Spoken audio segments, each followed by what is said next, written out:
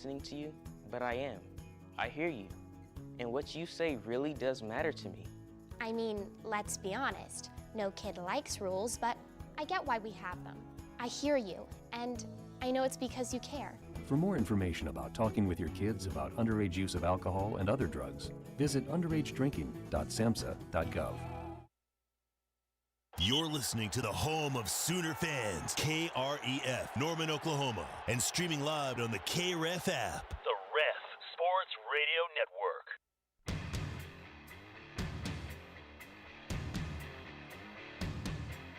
Are you ready for the best in Sooner football recruiting news? Then it's time to get locked in with Parker Thune and Grayson Singleton. You better lock it up. No, you lock it up. You lock it up. Lock it up.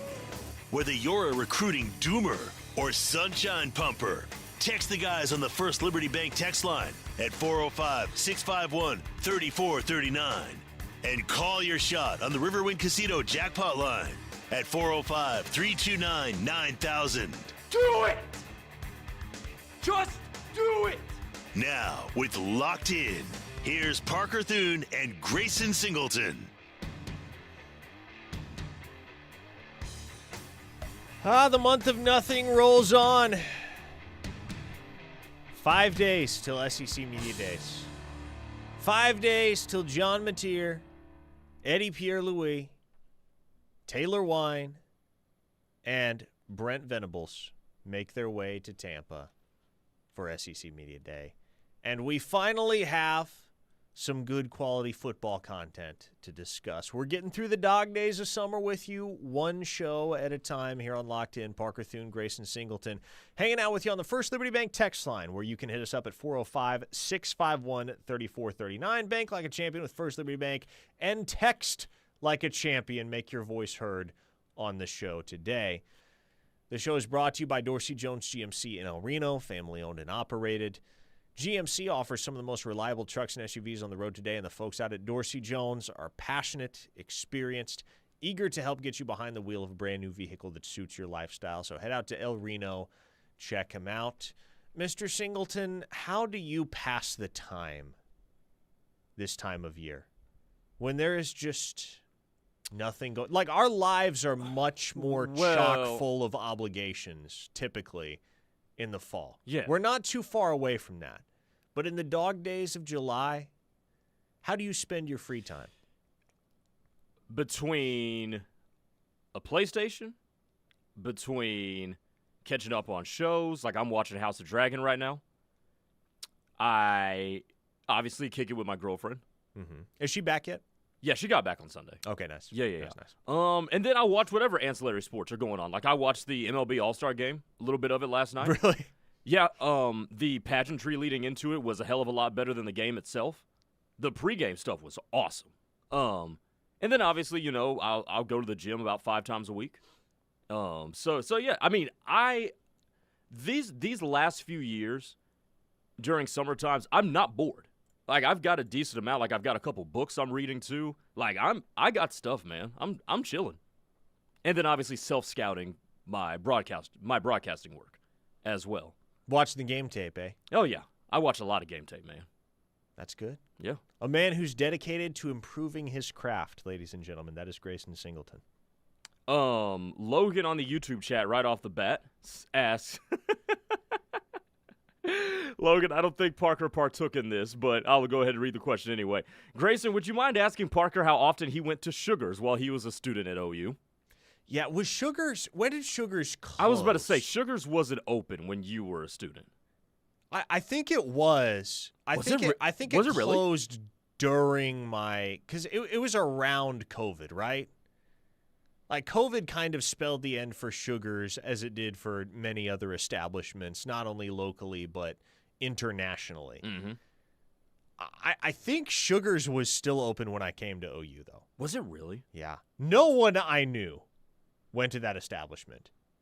I don't know if it was like a terribly popular thing in those days for college students to patronize Sugar's. Right. Or maybe they just didn't talk about it.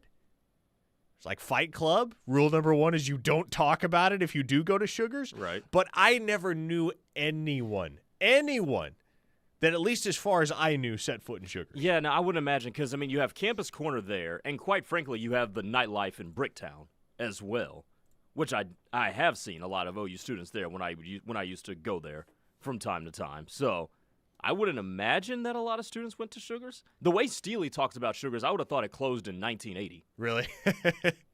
Yeah, I have no doubt that I had at least a couple of professors that probably stopped into Sugars a time or two. I remember one time I saw one of my professors at J.R. Murphy's in Stillwater one time, and I'm like, the hell are you doing out here? Oh, brother.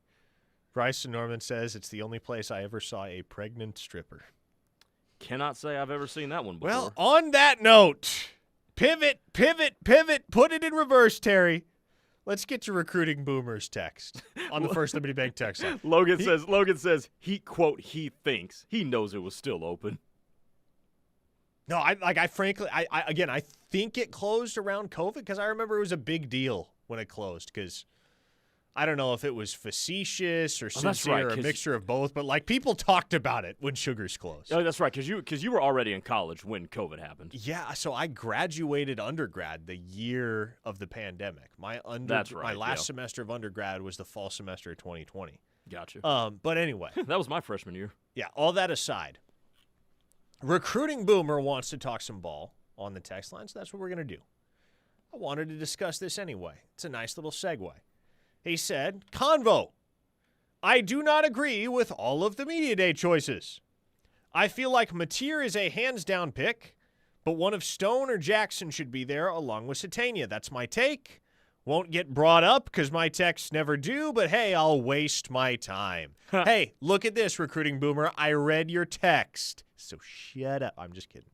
Anyway, so Oklahoma's 3 representatives for Media Day, as announced yesterday, player representatives, that is, are John Mateer, Taylor Wein, and Eddie Pierre-Louis. Mm-hmm. And I think the selection of Pierre-Louis was a little bit more surprising to many folks. Sure, but it makes sense. John Mateer, it makes a lot of sense. He's your redshirt senior quarterback, the face of your program. Obviously, he's going to be at Media Day.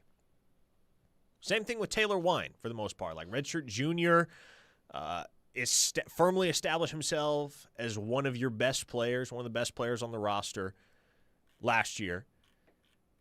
He's going to be one of the leaders, maybe not the leader. I don't know if there will be the leader, but he will be one of the leaders on the defensive side of the ball for Oklahoma. That makes a ton of sense as well. But Eddie Pierre-Louis, as a redshirt sophomore and a guy that doesn't even have a full season of starting experience under his belt at a position that isn't often getting talked about on Saturdays and in the immediate aftermath.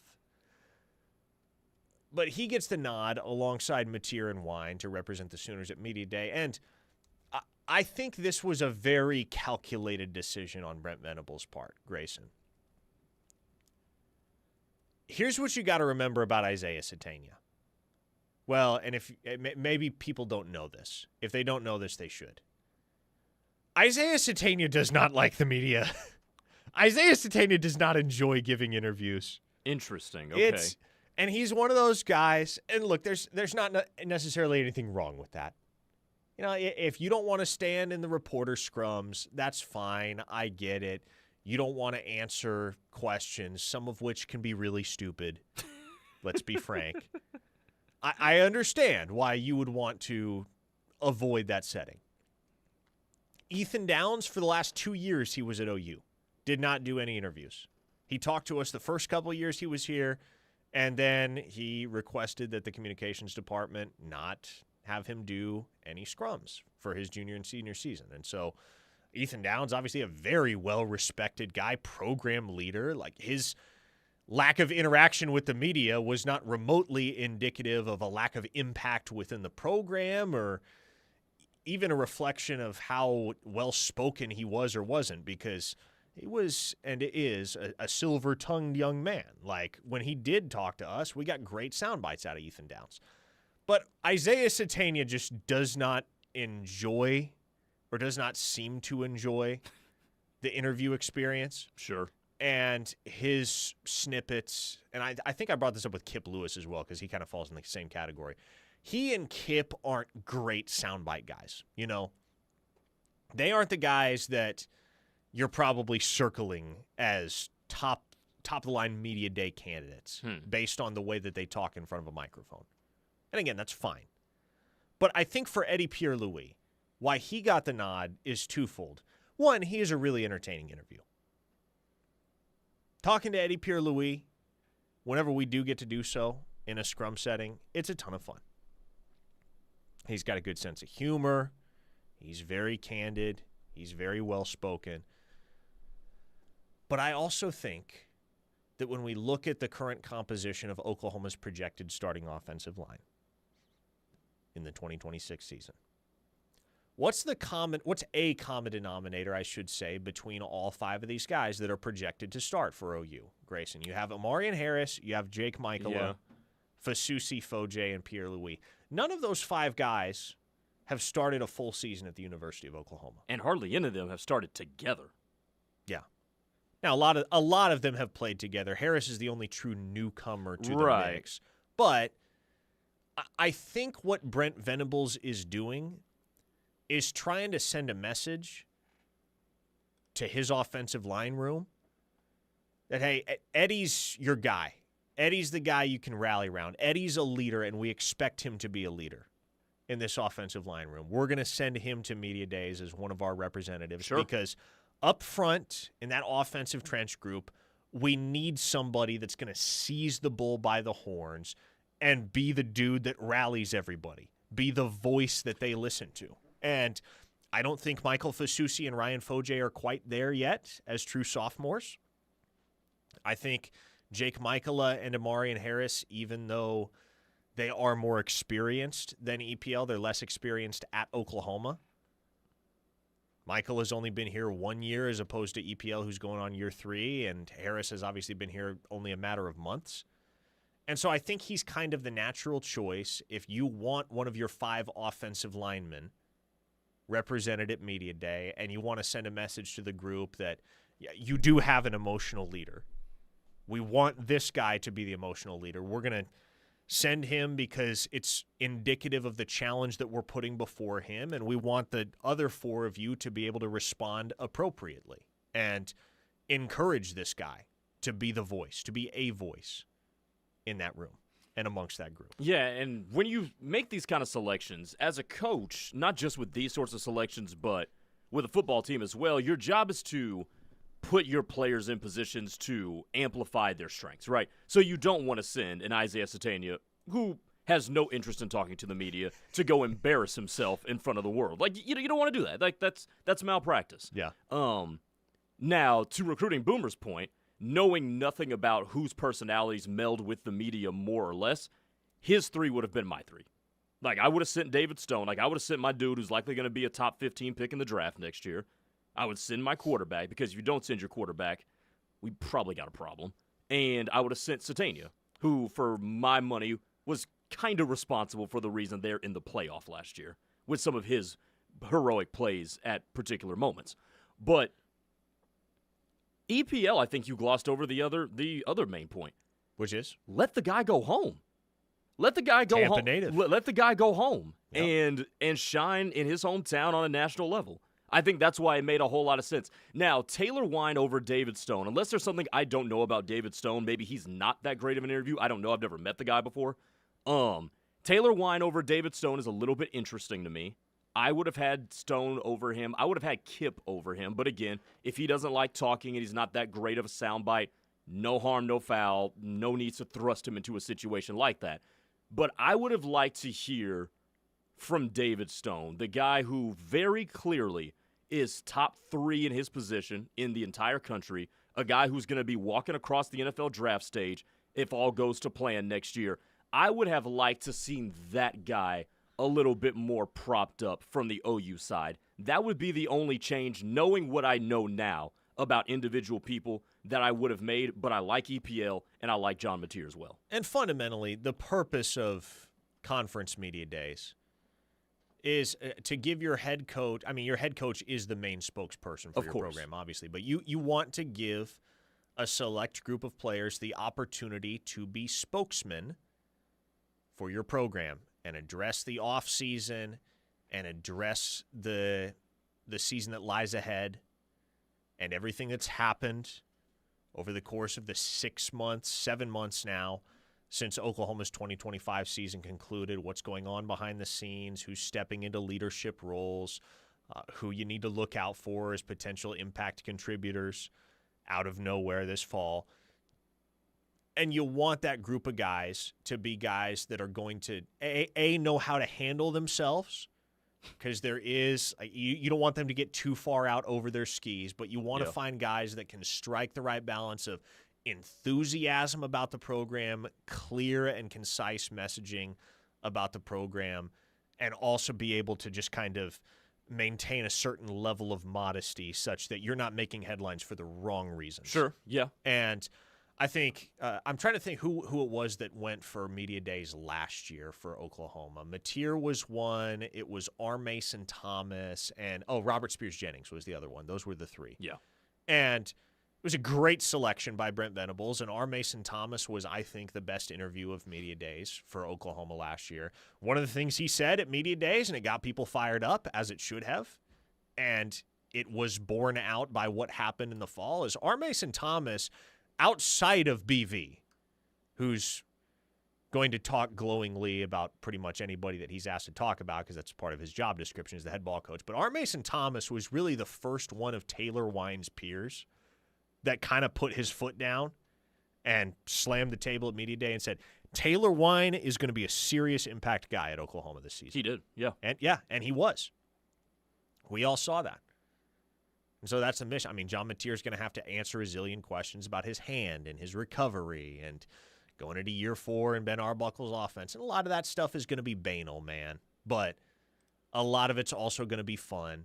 And it's going to be a cool opportunity for those three guys to get the word out about some of their teammates that aren't getting talked about enough and to kind of set the tone, establish publicly what the vision is and what the goals are for Oklahoma football in the year of our Lord, 2026.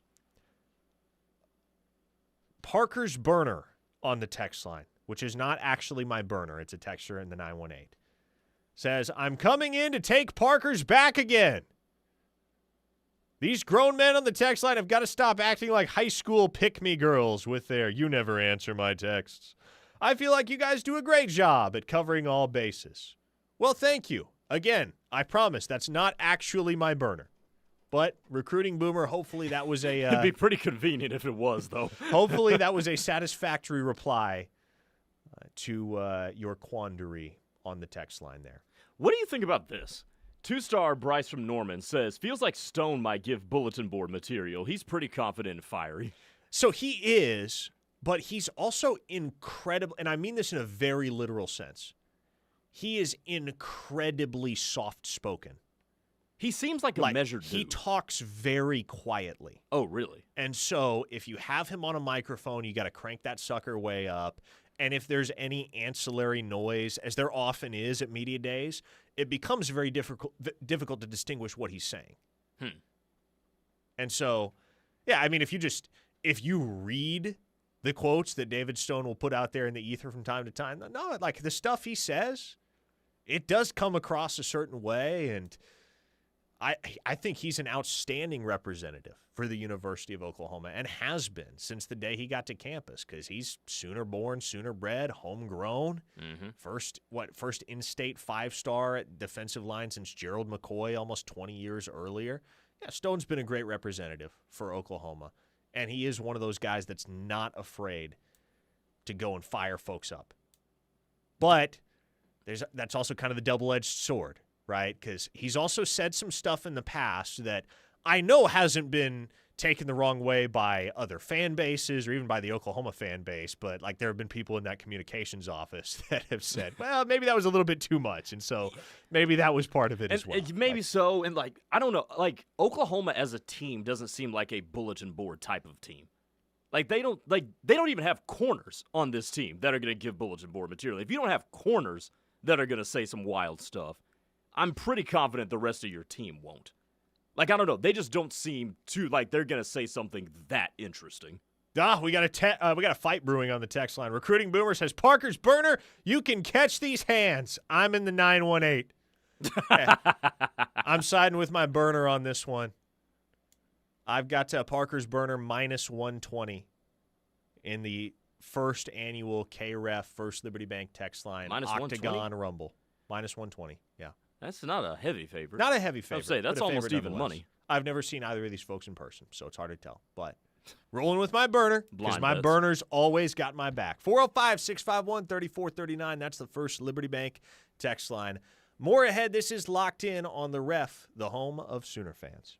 Locked In is brought to you every day by Dorsey Jones GMC in El Reno. Dorsey Jones GMC is family-owned and operated with a knowledgeable, low-pressure sales staff here to help you through the buying process and half-price oil changes on Saturdays. Visit dorsey-jonesgmc.com for more information. Have you or someone you know suffered a loss to your home or business from the recent storms? Before you accept a settlement, call Brown O'Haver at 405-735-5510. Brown O'Haver is a local-based company helping Oklahomans with claims since 1988 with preparation and expert analysis detailing your loss and insurance settlement. As your trusted consultant, Brown O'Haver can give you peace of mind and make sure you're getting what's yours. Call Brown O'Haver today, 405-735-5510, and make sure they're working for you. Feeling stuck in your current home? Now is the best time to make a move. Home Creations is making home ownership more affordable with low interest rate opportunities and special financing. Don't wait. Live like a champion today. Call Holly at 405-364-9999 to find your dream home. 364-9999 means Home Creations. Craving those iconic summer flavors, Norman? They are finally back at your 12th and Alameda Chick-fil-A. Treat yourself to the sweet and savory honey pepper pimento chicken sandwich. Pair it with a refreshing pineapple dragon fruit drink and finish with a classic peach milkshake. Whether you dine in, order online for pickup, or get it delivered, it is always our pleasure to serve you. Planning a party? Let us handle the food with Chick-fil-A Catering. Visit the Chick-fil-A app or call your 12th Avenue team today at 405-310-3189. For the professional, it's not enough to just possess knowledge. That's why at GMC, we seek to refine it, to wield its power, to redefine its boundaries, while pushing the limits. And we put this knowledge to the test in every GMC Sierra by engineering each one to outperform your expectations. So you know you're getting precision and durability when you need it most. And that's what makes the GMC Sierra the truck worth knowing. We are professional grade. See your Oklahoma GMC dealers. Hi, this is Peggy Doviak of DM Wealth Management, and we've been working with the residents of Norman for over 20 years as we help them solve questions about their cash flow, retirement savings, or tax planning. We also offer portfolio management solutions to help people meet their financial goals. We would love to help you plan your prosperity. Check us out at dmwealth.com. When it comes to buying a home, you need a winning game plan. At Stride Bank, our mortgage team helps you get from kickoff to closing with competitive rates, local expertise, and personalized service. Whether it's your first home or your forever home, we'll be right there on the field with you.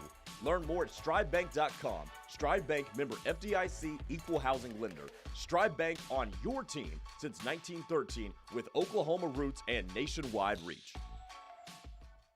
Hey, Riff Army, it's Tyler McComas here for something bigger than sports. Congress is making progress on legislation to keep AM radio in every vehicle, but we're not done yet. AM radio delivers emergency alerts, local news, weather, and the trusted voices that keep our communities connected. Tell Congress AM radio still matters. Text AM to 39179 before it's too late. Message and data rates may apply. You may receive up to 4 messages a month, and you may text STOP to stop. This message furnished by the National Association of Broadcasters. Don't act like that. Don't wear that. Don't think that. I've heard everything you tell yourself every time you felt different. And I want you to know that you can be vulnerable and powerful. That taking care of your mind is taking care of everyone you love and who loves you. Love your mind. Find mental health resources at loveyourmindtoday.org. Brought to you by the Huntsman Mental Health Institute and the Ad Council.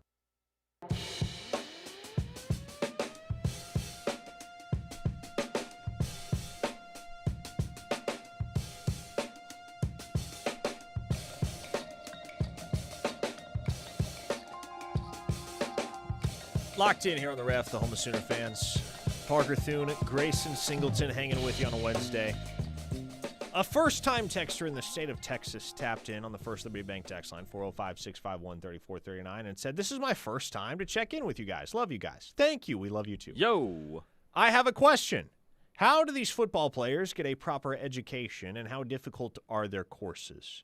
Well, I think the easiest answer I can give you to that question is that if you're a student athlete, specifically in the sport of football these days at a place like the University of Oklahoma, you can challenge yourself intellectually to whatever degree you really want to. Like if you're the, who was it? Was it J.T. Barrett or was it Cardell Jones? It was Cardell Jones that said, we didn't come here to play school. Right. If you ain't come here to play school, then the university will accommodate you. And there are academic programs and areas of study that you can jump into that will make your commitment as far as the classroom goes, very minimal. You will not have to spend a whole lot of time studying and or attending class. However, there are some guys that really, really, really do value a strong degree from a place like Oklahoma. I'll give you a perfect example. Oklahoma freshman defensive end Matthew Nelson got to campus with the intention of pursuing a degree in aerospace engineering. Sheesh. That is not for the faint of heart, because obviously if you get a degree in aerospace engineering, you ain't skipping a whole lot of classes, and you ain't passing BS tests, you know? You're going to have to invest a lot of time and effort into your studies, in addition to the time and effort that you're spending on developing as a football player. And so, again, it really just comes down to what are you looking for in terms of the intellectual challenge of your college experience. Yeah, it's going to vary person to person, especially with the way the guys are making money now. They're here to do a job. And I think the notion of student athlete, especially when it was married with the amateur label, it overshadowed the point that they're here to do a job, especially the dudes that know, hey, if I do my best on the football field, I'm going to the league. Right. So school's not going to do but so much for them. And then obviously the players now have money, so you can parlay that into other career earnings that have nothing to do with what a degree can get you. So I think it just is going to vary from person to person. I'll give you an example of this, by the way, from me. So my senior year, I was taking classes like video game music. I took a video game music class, Parker Thune. That's fascinating. Yeah. One of 3 BS classes that I took my final semester. Because I was more focused on getting out there and doing broadcast work and trying to maximize that time of my senior year to do broadcast work. I knew I was going to graduate. I'm through, and now I'm trying to find a job and put my best tape forward. So school meant very much less to me. So person to person, depending on what your goals are and where you are, I think it's just going to fluctuate. The text line's been popping off about David Stone since our conversation at the end of last segment. Okay. Puerto Rican Sooner pointed out that Stone was recently talking about how he wants to start a new tradition of Oklahoma guys bringing out the flag. It's pretty cool. Yeah, David Stone is proud to be in Oklahoma, and he also said he wants to establish a new tradition of an Oklahoma kid wearing the number 0, the O for Oklahoma. Ooh. Yeah.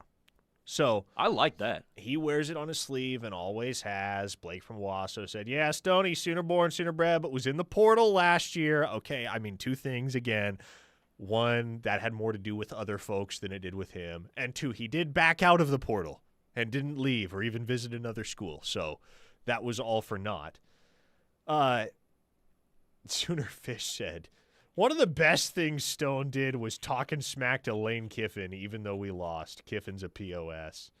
And Crimson Raven added, does anybody know what David Stone said to Kiffin last year? Did you all see it circulating? I was watching that game on TV, and I remember seeing it. I was like, why is Lane Kiffin talking you-know-what to David Stone? Like, what's going on here? Yeah, like Stone, man, he will talk that noise. And it occurred to me in the break, I remembered it was, I think while he was still going through the recruiting process, maybe it was on signing day, but I remember him making a comment about Missouri that Missouri fans did not take kindly to. He said something like, yeah, Missouri, I want them.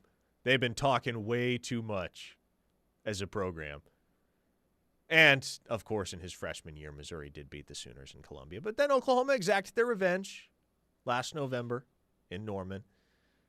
He is, again, though, one of those guys that if you put him in a media day type of setting, there is probably more of a concern with him than there is a guy like Taylor Wein or EPL that he's going to say something that goes a little bit overboard, even if he doesn't intend it as such. Is David Stone the Sooners' most interesting player?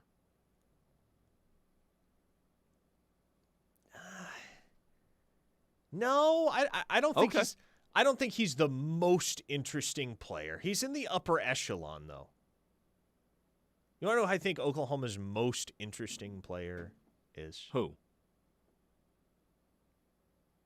I think it's Eddie Pierre-Louis. Fair enough. Didn't you say EPL? Didn't you say EPL like emceed some events or something like? Isn't he a very polished public speaker? EPL? If he has, I don't. Maybe I can't remember if it was you telling me that or somebody else in the office that told me that. Interesting. Yeah, I don't know, but EPL's quite the character, man, and he's got the very unique pair of glasses to kind of cap it all off. Yeah. He's got a whole persona. It's fun. And, you know, again, as long as you have a character like that you feel like you don't have to worry about him putting up some bulletin board material unwittingly, it does do you some good to have a figure like that at Media Day. Yeah. Speaking of Taylor Wein, I did a little retrospective yesterday over at Soonerscoop.com on the 2023 recruiting class because I always feel like the logical check-in point to kind of evaluate a recruiting class after the fact, or not entirely after the fact, but while they're still playing college football, is the 3-year mark. Because, for instance, it's too early at this point to draw conclusions about many of the individuals that comprise Oklahoma's 2024 class. Those guys are going into their 3rd year of college football. There are some that have made a dent to this point. David Stone, Jaden Jackson, tops on that list, obviously. Eli Bowen as well. But there are some guys that still might turn out to have really good college football careers that we haven't seen much of yet. Danny Okoye. Even Michael Boganowski could fall in that category. Reggie Powers. Gosh, who the heck else is still around from that group? It was a big group. Some have already washed out. Obviously, Taylor Tatum's no longer around. Brendan Zerbrug and Michael Hawkins, they're no longer here. But it's too early to draw conclusions about a lot of those dudes in that class. 2 years is too soon. 3 years is kind of perfect because either those guys are going into their senior years, the redshirt junior years, whatever the case. They have 3 years under their belt. You can start to get a sense of what type of player they're going to be long-term, what type of player they have become at the collegiate level after 3 years. And there's really only 2 true stars, at least right now, from Oklahoma's 2023 recruiting class. Peyton Bowen is one. Peyton Bowen was a 5-star. Him becoming a cornerstone contributor at the University of Oklahoma was never going to be a surprise. The other one, though, is Taylor Wein, who was just a random 3-star that they got after Colton Vosick decommitted. And Oklahoma signed 26 players that cycle. They had 26 signees. 2 of them have turned out to be high-level college players. There are a bunch of guys that have morphed into role player type of dudes. Jacoby Johnson comes to mind. Sammy Omasigo, although he's no longer still around. He was a nice role guy for Oklahoma for a couple of years there. Heath Ozida is the only one of the 4 offensive line signees from that Oklahoma class that's still at OU.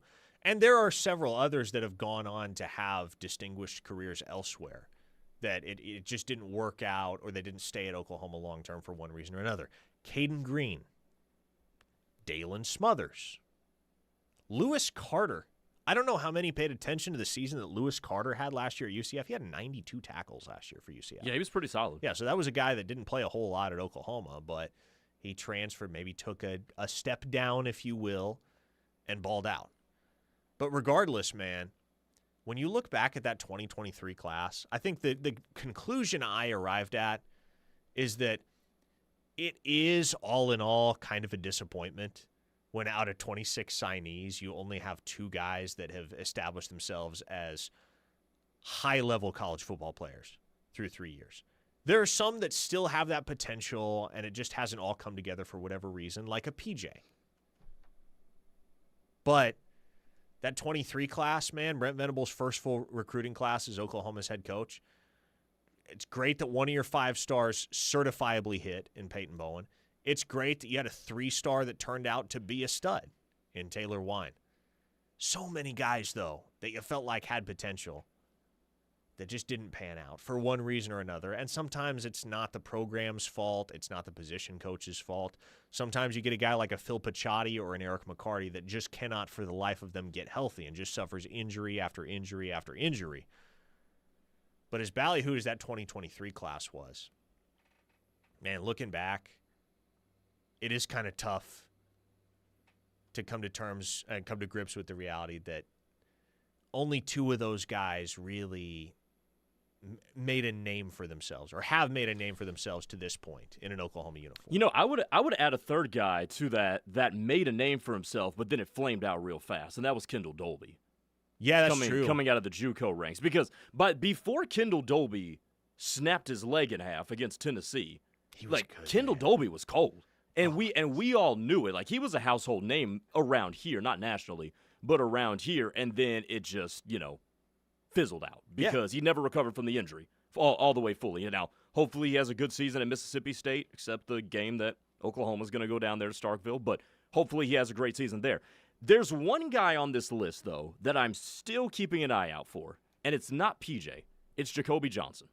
Because behind Cortland Guillory and Eli Bowen at corner, do we really know who's going to be CB 3 and 4? We do not. I think that's an open competition. So you get a guy who's now 6'2", over 200 pounds, in Jacoby Johnson, a guy who's got the ball skills of a wide receiver because he also played that as well. I think there is still a lot of runway for Jacoby Johnson to be a really, really good player. And if a dude that's 6'2", by the way, and 200 pounds is your third corner, like, you got a pretty damn good corner room, man. So I that's what I would add to what you just laid out there. NFL scouts, I'll say this, are kind of enamored with Jacoby Johnson and the skill set that's there. It has to show up on tape, though. Of course. That's the big challenge for him over his final year or potentially 2 in an Oklahoma uniform. Will the ability and the opportunity finally align for Jacoby? That's the big question. Let me ask you this.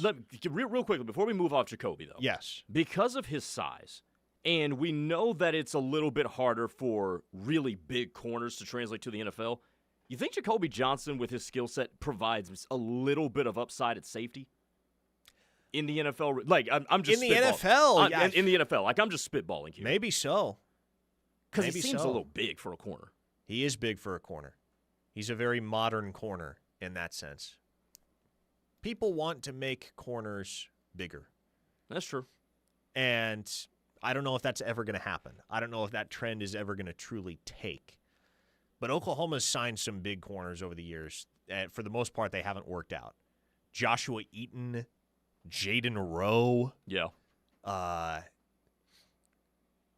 guess Bryson Washington settled at safety. Justin Harrington was a guy that they signed as a corner back in the day. So big corners at Oklahoma historically haven't had a very high success rate. Cortland Guillory's a bigger corner. I don't know that I would call him a big one. But, you can make an argument Oklahoma's best all-around corner right now is a guy who's 5'9", and Eli Bowen. Yeah, maybe so. Let me ask you this. Okay. Again, over half of Oklahoma's class in that 2023 cycle consisted of blue-chip guys. 14 out of the 26 were 4 or 5-star dudes. And yet, you can make a strong case that the best of the bunch was Taylor Wein, a 3-star. When you look at Oklahoma's 2026 and 2027 classes, if you had to bet on one of those guys from the 3-star range in each of those classes for the Sooners, eventually morphing into a certified star at the collegiate level, who are you banking on? Well, you've been high on Michael Davis in the 2027 class, so I'm not gonna piggyback off that. What about a guy like Luke Wilson?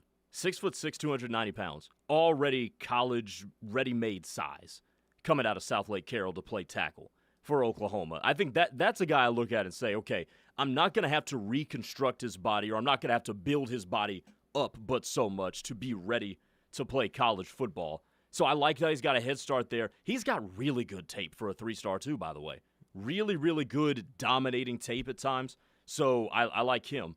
In the 2026 class, give me Kristen Moore. the linebacker who they signed very late in the cycle, flipping him from, UAB is what it was? It was North Alabama. North Alabama. There we go. One of those smaller Alabama schools. Yeah, I look at him and I say, man, I wonder what happens because the math works in his favor.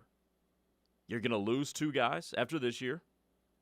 Cole Sullivan will slide in most likely, but you never know what's going to go happen with James Nesta. Marcus James never been able to stay healthy. Bo Jandro is not healthy right now. I wonder if Christian Moore becomes that guy, and if the math and the numbers game kind of works out for him. So I'd say Christian Moore 2026 and Luke Wilson in 2027. Yeah, in 26, I think you're already seeing signs, but Tank Carrington is somebody that comes to mind immediately as somebody that could really drastically outperform that 3-star ranking in the end, and I'll throw another one in there for good measure.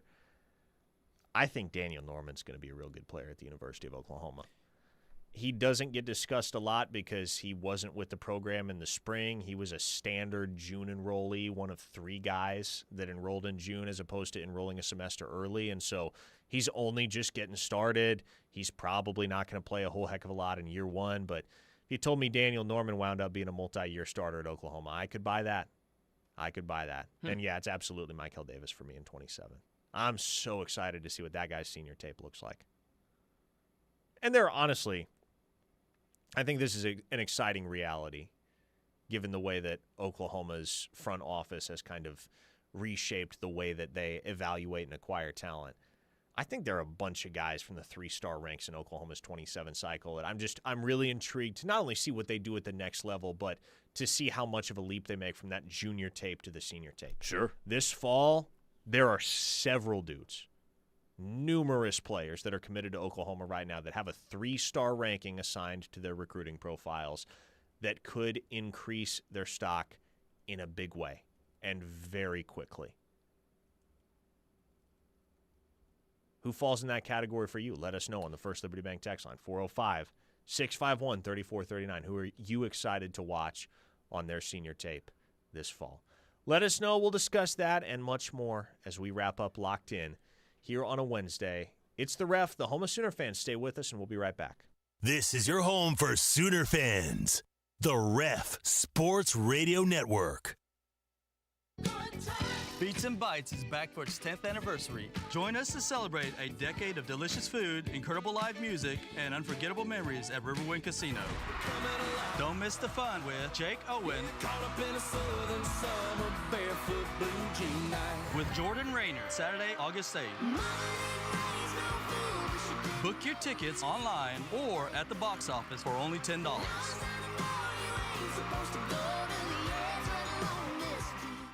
Hey everybody, Mike Steely here, your favorite regional radio star, inviting you to join us every day, noon to 2 here on The Ref with Parker, Thune, and myself. We'll be talking all things Sooner football, of course. I'll talk about the attention-seeking clowns as well. There's also no better way to take us with you everywhere than by downloading the KREF app, presented by Warren Cat on your Apple or Android device. We're talking about a great app here, folks. It's so easy, even this old man can do it. That's the KREF app, presented by Warren Cat, proud sponsor of Sooner Athletics. Are you worried about what might be lurking in your walls? Hi, this is Reese with Cavens Group, experts in mold and asbestos detection. For a limited time, get our comprehensive inspection and rest easy knowing your family's safety comes first.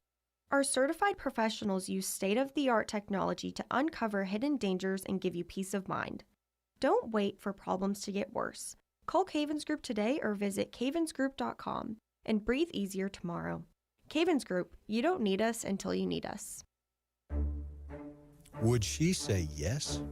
All evening, he had been waiting for the perfect moment to drop to one knee. Finally, he pulled the box from his pocket to reveal the surprise he had waiting for her. He had practiced the words over and over in his head. As he took the sparkling ring from its hiding place, he forgot them all. But words were not necessary.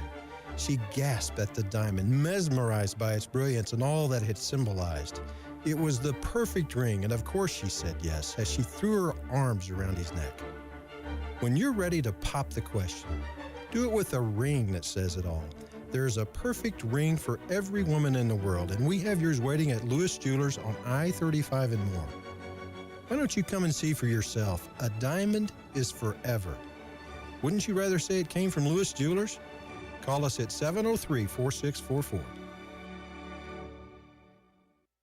For over 30 years, CertaPro Painters has been part of countless memories. Every wall tells a story, and we've been proud to help write them. We are more than just your local painters, with care, craftsmanship, and certainty. From the first brushstroke to the final smile, our promise is simple. Your home, beautifully painted and worry-free. CertaPro Painters, that's painting happy. Get started today at CertaPro.com. Each CertaPro Painters business is independently owned and operated. Contractor license and registration information is available at CertaPro.com.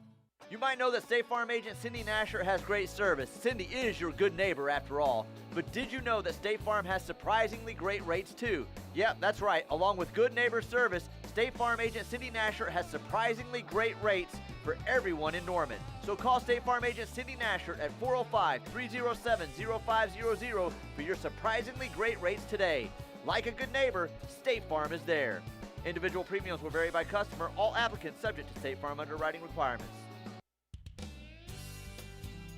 Say good morning with the little heats. El Huevo in Norman is serving Tex-Mex inspired breakfast and brunch every day until 2. Tacos, huevos rancheros, spicy skillets, and more, plus a full bar to start your day bold. El Huevo off of Tecumseh Road, where every morning feels like a fiesta. El Huevo, breakfast with a kick.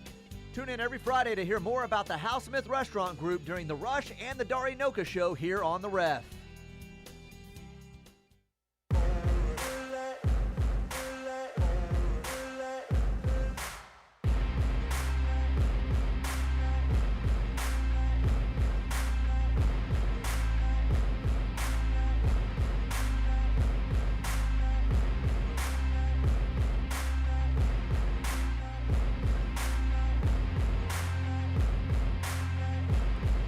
The Ref, the home of Sooner fans. This is Locked In. Parker, Thune, Grayson, Singleton here to wrap up on a Wednesday. Mark and Blanchard hit us up on the First Liberty Bank text line 405-651-3439 and said, my kids went to Parkview High School in Metro Atlanta. Oh, okay. Jeff Francoeur went there and was a first-round draft pick by the Braves. Yeah, played for a long time in the Major League Baseball. He also had committed to play football for Clemson. He was 6'4", played safety, and absolutely owned his half of the field, Class 5A in Georgia. That's what the kid from Mustang reminds me of, referring, of course, to Gabe Osborne. Reminds me of Jeff Francoeur. That is an interesting comp. I did not imagine that we were going to get a Gabe Osborne, Jeff Francoeur comp on this show today. Interesting. But Gabe Osborne, I'll tell you this much, as far as just owning his half of the field, yeah, Gabe Osborne does that. Mm-hmm. You can't throw the ball in his direction and expect not to pay the price at some point because he's just an incredibly instinctive defensive back who has worlds of athleticism and just kind of a natural playmaking bent. Mm-hmm. And so he's obviously you mentioned Francoeur was committed to play safety at Clemson. Osborne's a corner, and he'll be a corner at Oklahoma. But I fully expect that dude's senior tape is going to be otherworldly this fall. I mean, his tape was pretty otherworldly last year as a junior. It's part of the reason he shot from relative obscurity to national top 100 status and ultimately, picked up the 5-star distinction.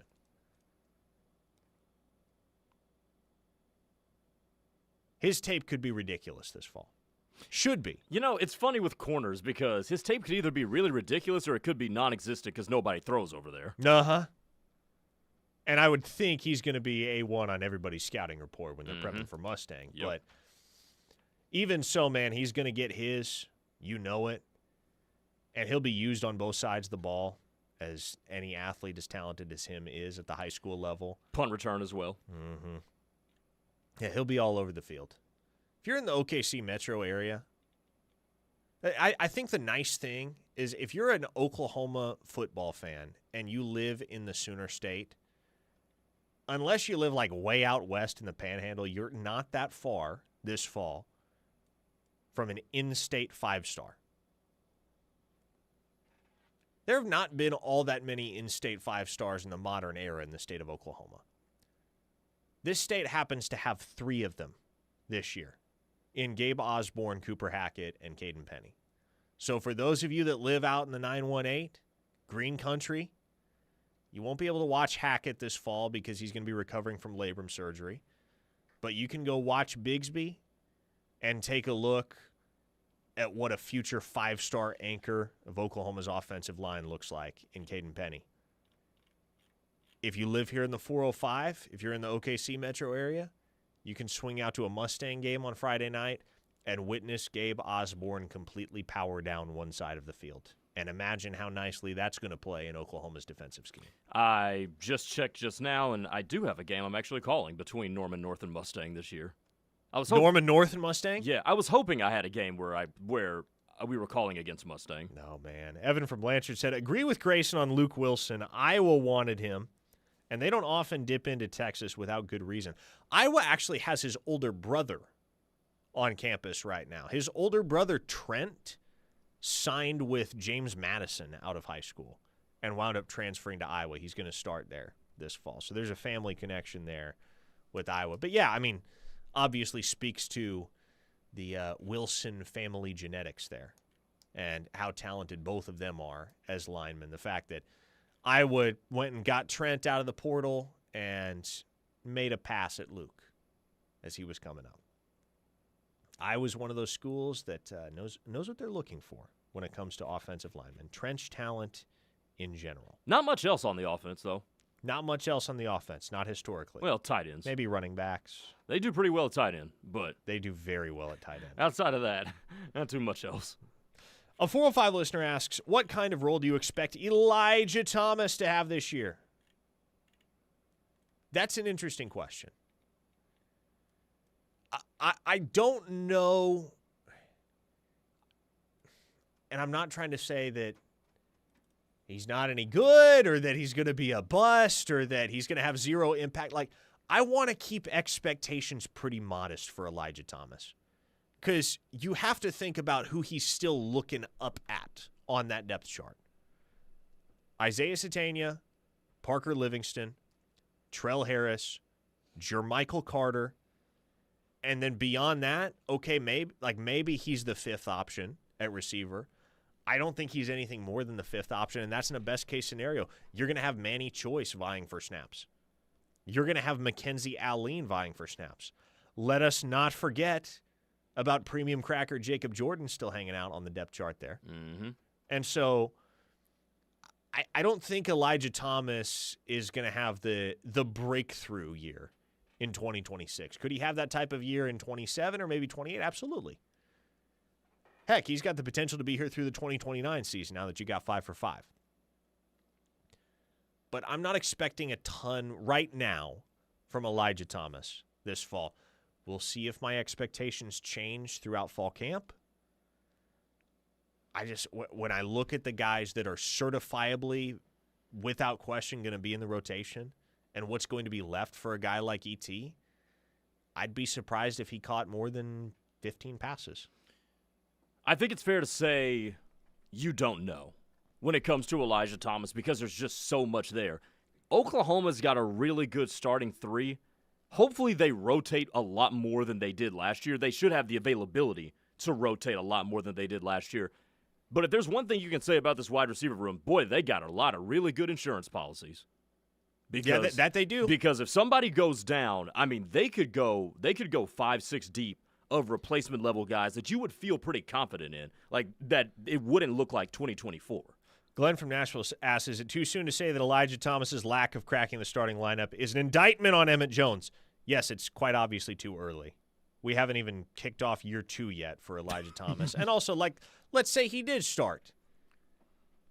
Some of y'all would critique Emmett Jones anyway. If Emmett Jones were if Elijah Thomas were starting over Trell Harris, y'all would be on the text line asking, why does Trell Harris suck? Somebody's got to start. Somebody's got to play second fiddle. Elijah Thomas's time will come. I have no doubt whatsoever about that. His time will probably not come in all of its fullness in 2026. TK Sooner, I don't hate this comp from TK Sooner. Elijah Thomas could be Jaden Gibson. Make a couple of wow plays, this year, and then if he stays healthy next year and beyond, he'll make the splash.